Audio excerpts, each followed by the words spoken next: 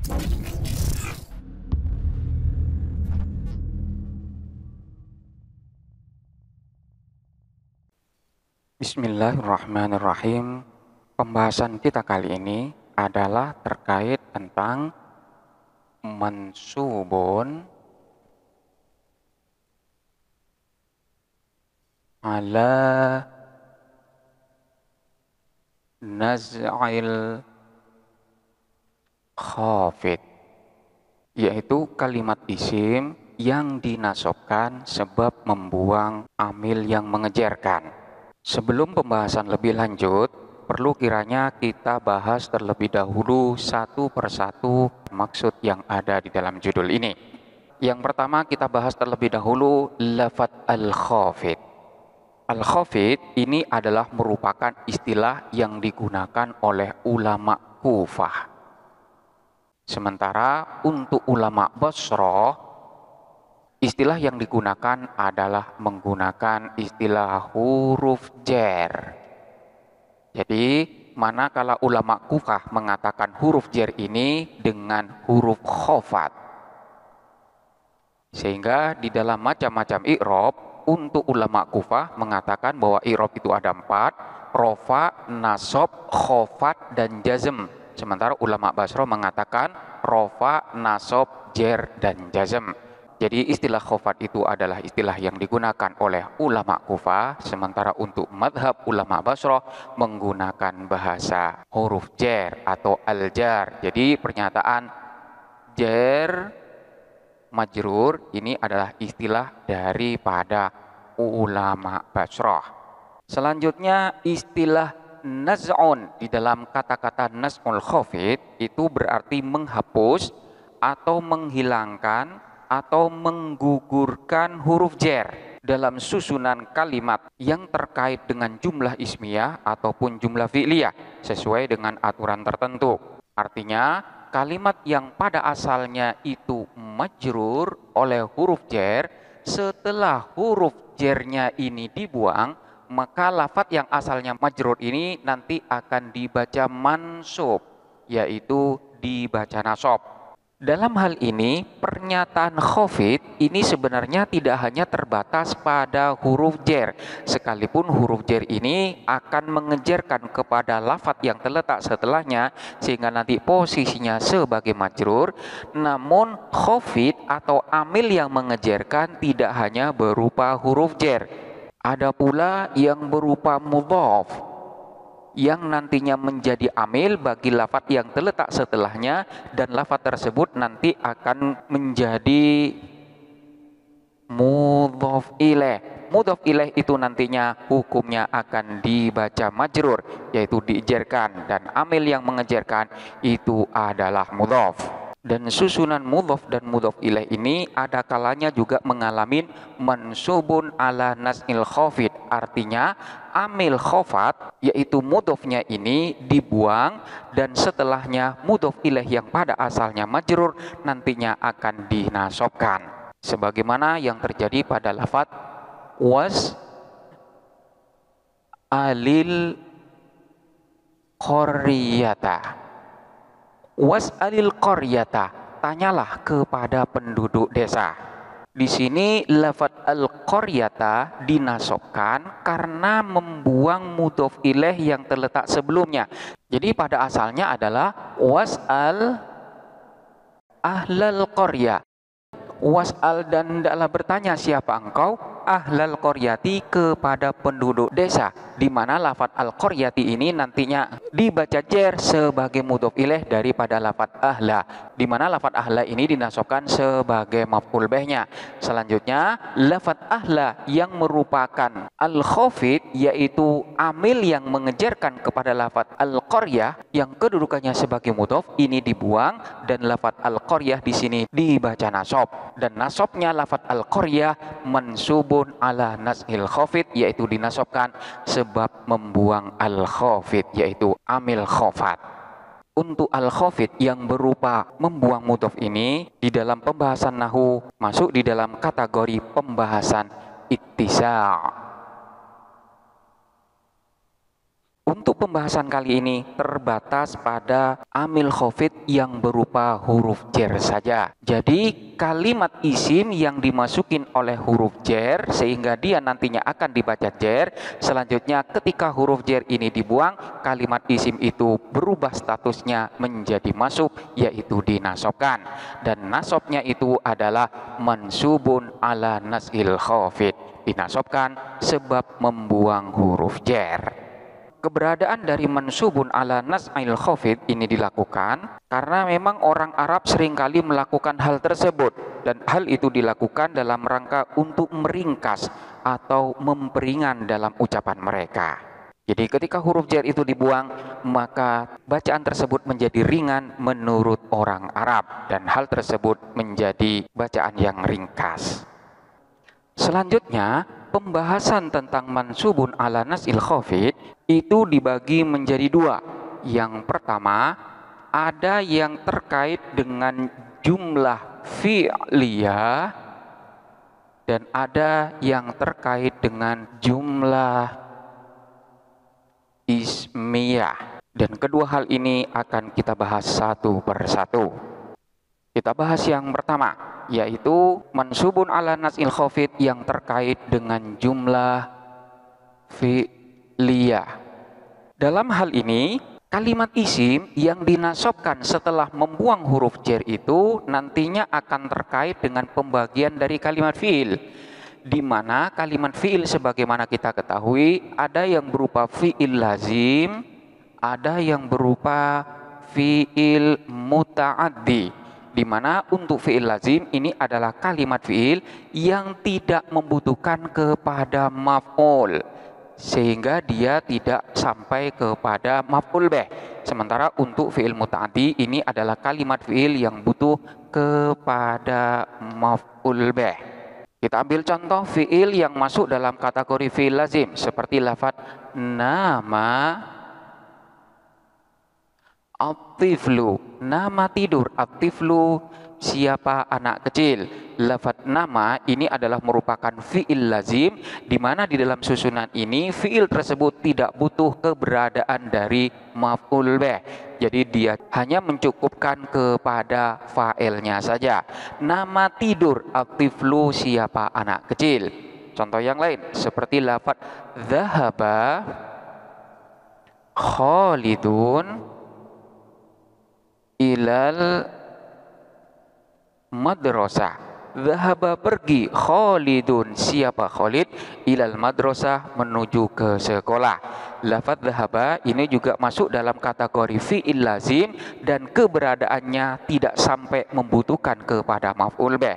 Namun ada pendapat yang mengatakan bahwa ilal madrasah ini adalah merupakan maf'ul bih daripada lafaz dhahaba. Namun pendapat ini dinyatakan sebagai pendapat yang lemah. Yang benar adalah susunan jar majrur yang ada ini memang maknanya masih berkaitan dengan lafaz dhahaba, tapi kedudukannya bukan sebagai maf'ul bih. Jadi dhahaba, pergi, Khalidun, siapa Khalid, pergi, ilal madrasati, menuju ke sekolah. Jadi ilal madrasah, menuju ke sekolah ini maknanya masih berkaitan dengan lafaz dhahaba. Untuk fi'il lazim nantinya akan dapat berubah menjadi fi'il muta'addi dengan beberapa cara. Yang pertama dengan menambahkan hamzah di awal kalimatnya, seperti yang terjadi pada lafaz dhahaba. Dhahaba nanti ketika ditambah hamzah di awalnya akan menjadi adhaba dan mengikuti wazan af'ala. Namun ini nanti akan memiliki makna yang berbeda. Seperti adhaba ad-dawa'u al-marada. Adhaba, menghilangkan, ad-dawa'u, apa obat, al-marada, kepada penyakit. Obat itu menghilangkan penyakit. Dalam susunan ini lafaz adha bisa sampai kepada maf'ul bih, sehingga dalam susunan ini dia memiliki objek. Kemudian yang kedua, ada kalanya fi'il tersebut diikutkan kepada wazan fa'ala, yaitu dengan mentasydidkan ain kalimatnya, seperti lafaz fariha, maknanya adalah senang, ketika diikutkan kepada wazan fa'ala menjadi Farroha maknanya menyenangkan. Manakala sudah bermakna menyenangkan, maka di sini akan membutuhkan kepada maf'ul bih sehingga nantinya akan memiliki objek. Farroha Zaidun Khalidan. Farroha membahagiakan Zaidun siapa Zaid, Khalidan kepada Khalid. Jadi di sini bisa membutuhkan kepada objek. Beda halnya dengan lafadz fariha yang maknanya hanya senang atau bahagia saja, maka tidak butuh kepada maf'ul bih. Fariha Khalidun. Khalid bahagia atau Khalid senang. Kemudian ada kalanya fi'il lazim tersebut berubah menjadi muta'addi dengan bantuan huruf jar. Untuk huruf jar yang ada pada fi'il muta'addi, ini adalah huruf jar tertentu. Tidak semua huruf jar dapat kita pasangkan kepada setiap kalimat fi'il. Jadi hanya fi'il-fi'il tertentu dan hal tersebut bersifat simai, yaitu hanya orang Arab saja yang menentukan huruf jar tersebut pasangannya dengan kalimat fi'il yang mana. Kita ambil contoh seperti lafadz amaro.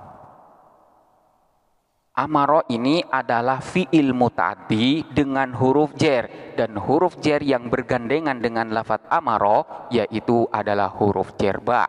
Jadi amarobi, contohnya seperti lafadz mur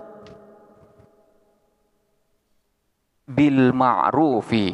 Mur, hendaklah memerintah siapa engkau, atau hendaklah menyuruh siapa kamu, bil ma'rufi, kepada kebaikan. Lafadz bil ma'ruf ini adalah susunan jar majrur, di mana susunan jar majrur ini dalam keadaan nasab sebagai maf'ul bih bagi lafadz mur. Jadi mur yang merupakan kalimat fi'il ini masuk dalam kategori fi'il muta'addi dengan bantuan huruf jar yang berupa huruf jar bi. Contoh yang lain seperti lafadz naha. Nah, ini muta'addinya dengan huruf jar, dan huruf jarnya tersebut adalah berupa an. Jadi tidak berupa huruf jar bi lagi, melainkan huruf jar yang lain. Kita ambil contoh seperti lafadz inha anil mungkari. Inha, hendaklah mencegah siapa engkau, anil mungkari, kepada kemungkaran. Anil mungkari ini adalah susunan jar majrur, di mana susunan tersebut berada dalam mahal nasab sebagai maf'ul bih dari lafadz inha. Inha ini adalah bentuk fi'il amar dari lafadz naha. Naha yanha inha. Sebagaimana lafadz mur yang merupakan bentuk fi'il amar dari lafadz amaro. Amaro ya'muru mur, dan contoh-contoh yang lainnya. Terkait dengan mansubun ala nas'il khafid, yaitu kalimat isim yang dinasobkan sebab membuang huruf jar, ini terjadi baik pada fi'il lazim maupun pada fi'il muta'addi. Dan dalam hal ini ada dua macam. Ada yang mansub secara simai dan ada yang mansub secara kiasi. Yang dimaksud dengan mansub secara simai itu adalah lafadz tersebut dinasobkan berdasarkan penggunaan dari orang Arab. Jadi orang Arab yang menentukan bahwa lafadz tersebut dinasobkan sebab nas'il khafid, sebab membuang huruf jar. Sementara untuk yang dimaksud dengan kiasi di sini dapat kita perkirakan sendiri tanpa ketergantungan dengan pernyataan orang Arab. Jadi kita dapat menentukan bahwa lafadz tersebut adalah mansubun ala nas'il khafid dengan tanda-tanda tertentu. Yang pertama kita bahas terlebih dahulu mansubun ala nas'il khafid secara simai, yaitu kalimat isim yang dinasobkan sebab membuang huruf jar berdasarkan pernyataan dan penentuan oleh orang Arab. Kita ambil contoh seperti lafadz tamurruna ad-diyara walam ta'uju. Tamurruna, lewat siapa kalian, ad-diyara, kepada rumah, walam ta'uju, dan tidak berhenti siapa kalian. Kalian melewatin rumah-rumah tanpa singgah. Di sini kita perhatikan lafadz ad-diyara. Ad-diyara di sini adalah lafadz yang dinasobkan sebab membuang huruf jer. Jadi pada asarnya adalah tamurruna biddiyari atau alad diyari, di mana pada asalnya di sini terdapat huruf jer bi atau terdapat huruf jer ala, dan lafadz ad-diyar di sini majrur karena dimasukin oleh huruf jer tersebut. Selanjutnya huruf jer ini dibuang dan lafadz ad-diyar ini dinasobkan dan berubahlah kedudukannya sebagai maf'ul bih daripada lafadz tamurruna. Nasobnya lafadz ad-diyar di sini adalah secara simai, artinya ditentukan oleh orang Arab. Tidak boleh kita menentukan sendiri dengan mengatakan marortu bizaidin. Marortu lewat siapa saya? Bizaidin, bertemu dengan Zaid. Selanjutnya huruf jerbi di sini dibuang dan kemudian kita menasobkan kepada lafadz Zaidan dengan alasan mansubun ala nasil khafid. Hal ini tidak diperbolehkan karena orang Arab hanya menentukan dibuangnya huruf jer pada fiil yang berupa marro ini hanya terjadi pada lafadz ad-diyar saja dan tidak terjadi kepada lafadz yang lain. Sekalipun kepada lafadz yang memiliki makna yang sama dengan diyar. Lafadz diyar ini adalah bentuk jamak dari lafadz darun. Darun maknanya adalah rumah. Kemudian lafadz darun di sini diganti dengan lafadz al-baitu. Al-baitu satu rumah, al-buyut beberapa rumah. Kemudian kita ganti tamurruna bil buyuti atau alal buyuti walam ta'uju. Selanjutnya huruf jerbinya di sini dibuang dan lafadz al buyut ini kita nasobkan tamurruna al buyuta. Hal semacam ini tidak diperbolehkan oleh orang Arab. Jadi hal-hal yang memang langsung ditentukan oleh orang Arab inilah yang disebut dengan simai. Jadi huruf jer yang bergandengan dengan lafadz marrobi ini hanya dapat dibuang manakala bergandengan dengan lafadz darun atau jamaknya diyarun. Sehingga ketika huruf jer itu dibuang, maka lafadz diyarun itu nantinya dinasobkan dengan alasan mansubun ala nasil khafid dan hal tersebut terjadi secara simai. Contoh yang lain yang terdapat dalam sebuah syair. Latun bihazzil kaffi ya'silu mutnuhu fihi kama asalat tariqat tha'labu. Dia lembut dan dengan sekali tepukan tangan punggungnya menjadi manis sebagaimana rubah melembutkan jalan yang dilaluinya. Ini adalah merupakan gambaran tentang orang yang memiliki karakter halus dan mudah untuk diarahkan. Cukup dengan sedikit sentuhan dan isyarat ia sudah menurut. Di sini kita perhatikan lafadz at-tariqa. Lafadz at-tariqa di sini dinasobkan dengan alasan mansubun ala nasil khafid. Pada asalnya adalah fit tariqi. Jadi ketika huruf jernya ini dibuang, maka lafadz at-tariq di sini pun dinasobkan. Sebenarnya menasobkan lafadz at-tariqa di sini tidak boleh. Namun hal ini tetap dibaca nasob dengan alasan mansubun ala nasil khafid dan nasobnya di sini secara simai karena memang orang Arab sudah membaca nasob kepada lafadz at-tariq di sana sekalipun menyalahin terhadap aturan. Oleh karena itu dicarilah alasan nasobnya lafadz at-tariq di sini ala nasil khafid yaitu karena membuang huruf jer. Kita ambil contoh yang lain. Alaitu hubbal iraqi waddahru at'amahu. Ala itu bersumpah siapa aku hubbal iraqi pada mencintai Irak. Waddahru adapun zaman atau masa at'amahu ialah telah memakannya. Maksudnya telah menguji cinta tersebut. Pernyataan ini mengandung makna kecintaan yang mendalam terhadap negeri Irak diiringi dengan ujian waktu yang membuktikan ketulusan cinta tersebut. Bisa juga diartikan bahwa kecintaan kepada Irak bukan sekedar kata-kata, tetapi telah teruji oleh waktu dan pengalaman hidup. Di sini kita perhatikan lafadz hubbal iraqi. Lafadz hubba di sini nasob sebab membuang huruf jer. Pada asalnya adalah ala hubbil iraqi.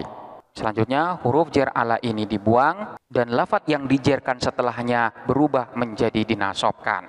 Nasobnya lafat hubbal iraqi dengan alasan ala nasil khafid ini adalah secara simai, karena memang pada asalnya tidak boleh. Namun orang Arab tetap membaca lafat hubbun di sana dengan dibaca nasob, dan dicarilah alasannya yaitu nasob karena membuang huruf jer.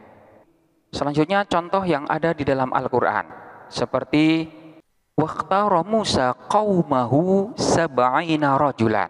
Waqtara dan memilih Musa, siapa Nabi Musa, qaumahu kaumnya sab'ina rajulan 70 orang laki-laki, dan Musa memilih 70 orang dari kaumnya. Di sini kita perhatikan lafaz qaumahu. Lafaz qaumahu ini dibaca nasob, padahal sebelumnya adalah lafaz ikhtaro, di mana lafaz ikhtaro di sini termasuk dari fi'il lazim, dan fi'il lazim tidak membutuhkan kepada maf'ul bih. Lalu lafaz al-qauma di sini dinasobkan karena apa? Maka ulama mencari jawabannya dan menentukan bahwa lafaz qaumahu ini nasob sebab membuang huruf jer. Pada asalnya adalah min qaumihi.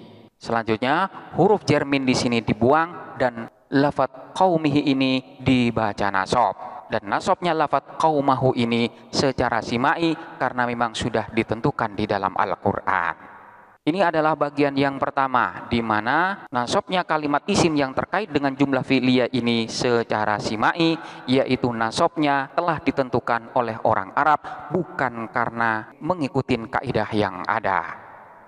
Selanjutnya nasobnya kalimat isim dengan alasan nas'il khafid yang terkait dengan jumlah fi'liyah yang secara qiyasi. Artinya berdasarkan kaidah yang dapat ditiru.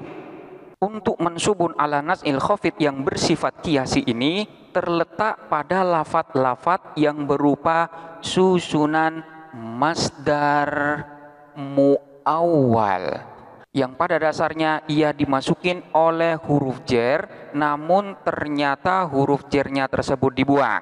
Dalam hal ini, huruf jer yang dibuang berupa huruf jer fi atau min atau berupa huruf jer lam. Sebagaimana kita ketahui bahwa yang dimaksud dengan masdar muawwal itu adalah lafaz yang sebenarnya bukan masdar, akan tetapi dihukumin masdar karena dimasukin oleh salah satu dari huruf masdariyah yang 6. Jadi ada kalanya dimasukin oleh an atau anna atau kai atau lau atau hamzah taswiyah dan juga ma masdariyah. Jadi jumlah baik ismiyah ataupun fi'liyah yang dimasukin oleh huruf-huruf masdariyah di sini nantinya akan memiliki hukum sebagaimana masdar, dan lafaz yang memiliki hukum semacam ini disebut dengan masdar muawwal. Pada asalnya bukan masdar, namun memiliki hukum yang sama dengan masdar. Lalu bagaimana kita dapat mengetahui bahwa masdar muawwal di sana masuk dalam kategori mansubun ala nasil khafid? Maka cara mudah untuk mendeteksi apakah masdar muawwal di sana itu masuk dalam kategori mansubun ala nasil khafid ataupun bukan, kita dapat melihat apakah fiil yang terletak sebelumnya merupakan fiil muta'addi dengan huruf jer atau bukan. Manakala fiil tersebut muta'addi dengan huruf jer, maka dapat dipastikan bahwa masdar muawwal tersebut mansubun ala nasil khafid. Kita ambil contoh. A'udzu billahi an akuna minal jahilin. Aku berlindung kepada Allah dari menjadi bagian orang-orang yang bodoh. Kita perhatikan lafaz an akuna. Lafaz an akuna ini masuk dalam kategori masdar muawwal karena di sini terdapat jumlah fi'liyah yang dimasukin oleh huruf masdariyah yang berupa an. Lalu apakah masdar muawwal ini masuk dalam kategori mansubun ala nasil khafid atau bukan? Kita lihat kepada kalimat fi'il yang terletak sebelumnya, yaitu lafaz a'udzu. Lafat a'udzu ini adalah merupakan fi'il muta'addi di mana muta'addinya dengan huruf jar. Hal itu dapat kita ketahui dari lafat a'udzu yang ada pada kalam Arab, di mana setiap lafat a'udzu dia selalu diiringin dengan huruf jar min. Jadi a'udzu ini muta'addinya dengan huruf jar min. Seperti ketika kita mengatakan a'udzu billahi minasyaitonir rajim. Atau kita juga mendengar a'udzu billahi minal kuffar. Atau juga seringkali kita baca di dalam ayat-ayat pendek, Qul a'udzu birabbil falaq min syarri ma khalaq. Qul a'udzu birabbin nas malikin nas ilahin nas min syarril waswasil khannas. Dari sini dapat kita ketahui bahwa lafaz a'udzu di sini termasuk daripada fi'il muta'addi yang muta'addi dengan huruf jar min. Maka ketika ada pernyataan a'udzu billahi an akuna minal jahilin, maka lafaz an akuna yang merupakan masdar muawwal dapat kita katakan mansubun ala nasil khafid, yaitu dalam keadaan nasab sebab membuang huruf jar min, di mana pada asalnya adalah min an akuna, a'udzu billahi min an akuna minal jahilin. Selanjutnya huruf jarnya di sini dibuang dan lafaz an akuna dalam keadaan nasab ala nasil khafid sebab membuang huruf jar. Sementara minal jahilina ini min yang ada tidak terkait dengan lafaz a'udzu, melainkan terkait dengan lafaz an akuna karena minal jahilin adalah merupakan khobar daripada lafaz akuna. Jadi takwilan masdarnya an akuna ini pada asalnya adalah min kaunin. Selanjutnya ketika min ini dibuang, maka lafaz kaun ini nantinya akan dinasobkan sehingga menjadi kaunan. A'udzu billahi kaunan minal jahilin. Manakala kita i'rab dengan menggunakan bahasa Arab lafaz an akuna minal jahilin, maka i'rabannya adalah an akuna an wa ma fi haiziha masdarun mansubun binas'il khafidi ai min an akuna. Wasmu akuna dhamirun mustatirun fihi wujuban takdiruhu ana minal jahilina khobaruha.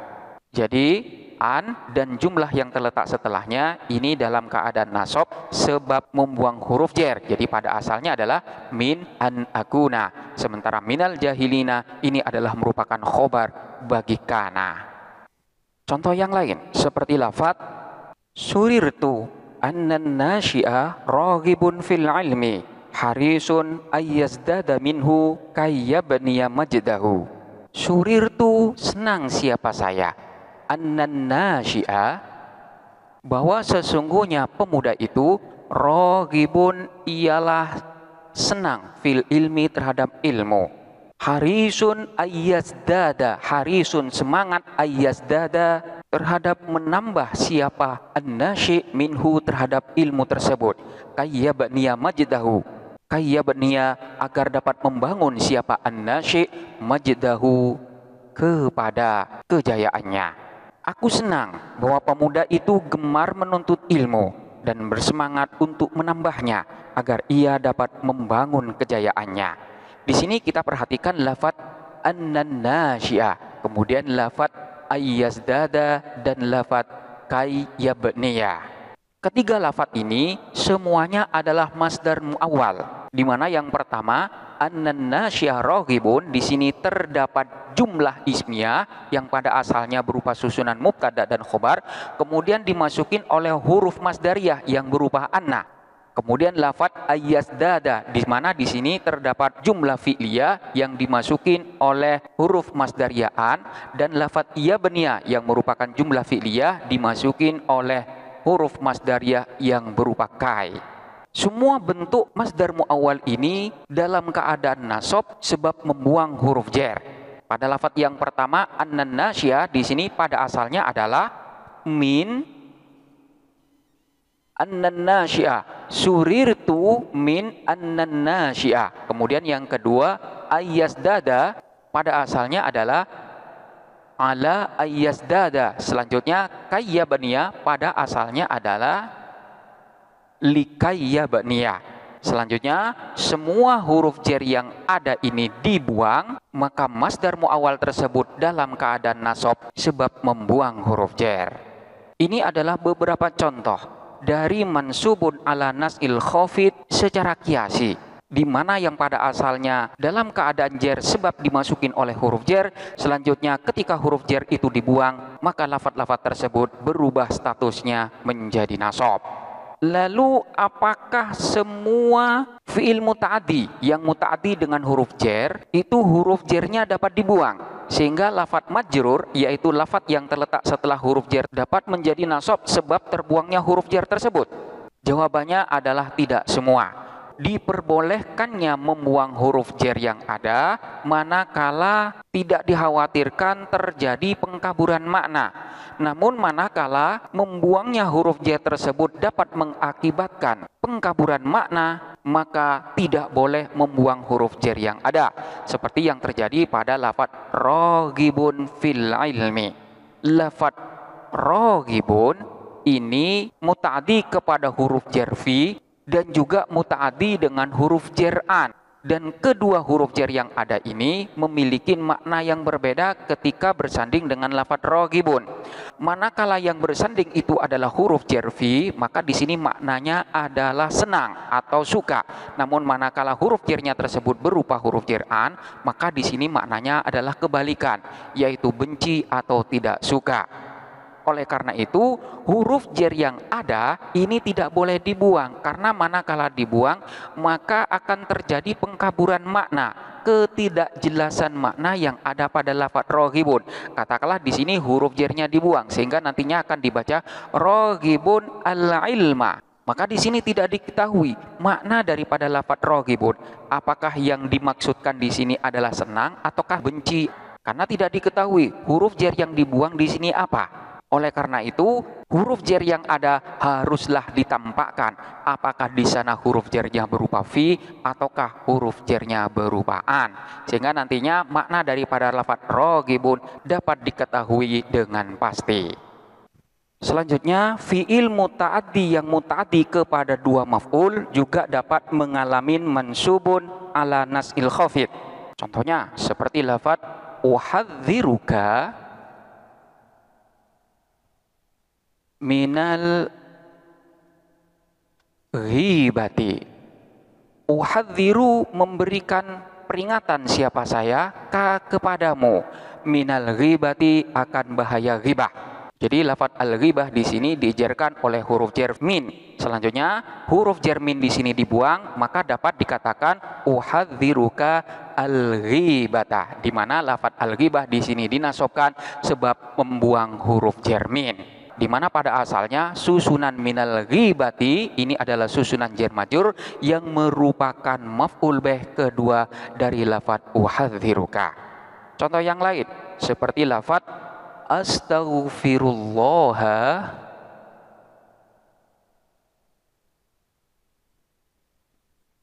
min dzambika. Astaghfiru memohon ampun siapa aku, Allah kepada Allah, min dzambika dari dosa-dosamu. Di sini terdapat susunan jar majrur, di mana susunan jar majrur ini merupakan maf'ul bih yang kedua dari lafaz astaghfiru. Selanjutnya, ketika huruf jar di sini dibuang, maka lafaz dzambika di sini nantinya akan dibaca dzambaka, yaitu dinasobkan sebab membuang huruf jar, sehingga nanti bacaannya akan menjadi astaghfirullaha dzambaka, dan contoh-contoh yang lain. Namun tidak semua maf'ul daripada fi'il muta'addi itu dapat dinyatakan bahwa lafaz tersebut nasab sebab nas'ul khafid, karena hanya maf'ul dari fi'il yang muta'addi dengan huruf jar saja yang dapat mengalami mansubun ala nasil khafid. Selain itu tidak bisa. Seperti fi'il muta'addi yang muta'addi kepada satu maf'ul. Seperti lafaz qara'tu al-kitaba. Qara'tu membaca siapa saya al-kitaba kepada kitab. Lafaz al-kitaba di sini dalam keadaan nasab, dan nasabnya lafaz al-kitaba di sini bukan mansubun ala nasil khafid, namun dia nasab sebab menjadi maf'ul bih daripada lafaz qara'tu. Demikian pula dengan fiil muta'addi yang muta'addi kepada dua maf'ul, di mana kedua maf'ulnya di sini berasal dari susunan mubtada dan khobar, dan fiil-fiil tersebut masuk di dalam kategori saudara-saudara daripada dhanna. Contohnya seperti lafaz dhanantu khalidan nasyiton. Dhanantu menyangka siapa saya, khalidan kepada Khalid, nasyiton kepada orang yang rajin. Di sini kita perhatikan lafaz nasyiton dan lafaz khalidan. Kedua lafaz ini tidak dapat kita katakan bahwa lafaz ini nasab ala nasil khafid, yaitu nasab sebab membuang huruf jar. Tidak bisa dinyatakan demikian, karena kedua lafaz ini pada asalnya adalah susunan mubtada dan khobar, di mana di sana tidak ada huruf jar yang dibuang. Dan lafaz dhanna tidak muta'addi dengan menggunakan huruf jar. Maka lafaz khalid dan nasyid ini tetap kita nyatakan bahwa keduanya nasab sebab sebagai maf'ul bih dari lafaz dhanna. Atau fi'il muta'addi yang muta'addi kepada dua maf'ul bih yang keduanya tidak berasal dari susunan mubtada dan khobar. Seperti lafaz a'taitu Zaidan kitaban. Apa itu memberi siapa saya? Zaidan kepada Zaid, kitaban kepada kitab. Lafaz Zaid dan lafaz kitab ini semuanya dinasobkan sebagai kedua maf'ul bih daripada lafaz a'ta, dan tidak dapat kita nyatakan bahwa lafaz-lafaz ini mansubun ala nasil khafid. Demikian pula dengan fi'il muta'addi yang muta'addi kepada tiga maf'ul bih. Contohnya seperti lafaz akhbara at-tabibu al-maridha ad-dawa'a sahlan. Akhbara memberitahu, at-tabibu siapa dokter, al-maridho kepada orang yang sakit, ad-dawa'a kepada obatnya, sahlan kepada mudah.